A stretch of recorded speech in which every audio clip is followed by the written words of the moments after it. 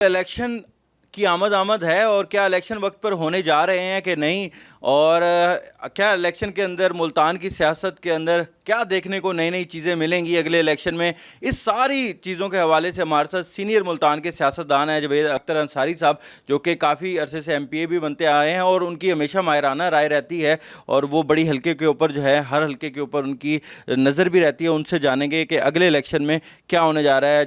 ये बताइएगा कि आपने अभी तक कोई फैसला किया है कि किस पार्टी की तरफ जाएंगे और अगला इलेक्शन किस पार्टी की तरफ से कंटेस्ट करेंगे? कोई अभी तक इस बारे में सोचा है? इलेक्शन होता दोस्तों के सर के ऊपर, अपने वर्करों के सर के ऊपर। जब हमने 13 में इलेक्शन लड़ा है तो उस टाइम लोग देखते थे कि PTI। अल्लाह का शुक्र है जब हम गए और अल्लाह की मदद हमारे साथ थी, दोस्त हमारे साथ थे, अल्लाह पाक ने हमें कामयाबी दी। कामयाबी के बाद हम अपने हल्के के दोस्तों के साथ राब्ते में रहे।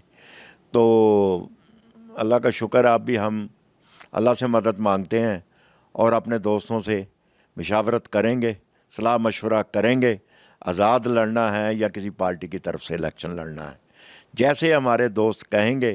क्योंकि इलेक्शन तो लड़ना वर्करों ने, दोस्तों ने, तो हम उनकी मशावरत से इंशाअल्लाह मैदान में उतरेंगे, इलेक्शन लड़ेंगे, बिल्कुल लड़ेंगे इंशाअल्लाह ताला, और इंशाअल्लाह कामयाबी भी होगी। अंसारी साहब, ये बताएं कि इलेक्शन के ऊपर अभी भी स्याह बादल मंडरा रहे हैं कि क्या इलेक्शन होगा नहीं होगा। आपको क्या लगता है, सीनियर सियासतदान हैं, कि क्या इस दफ़ा इलेक्शन वक्त पर होंगे? मैं ये कहूँगा कि इलेक्शन हो जाने चाहिए।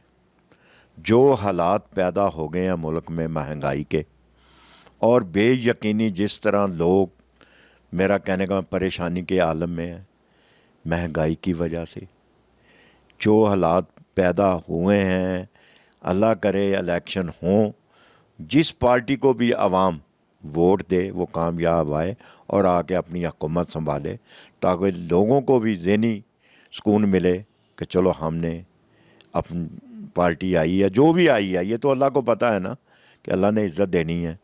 तो मैं यही कहूँगा कि इलेक्शन होने चाहिए, टाइम पे होने चाहिए और लाजमी। जी, जावेद अख्तर अंसारी साहब सीनियर सियासतदान हैं।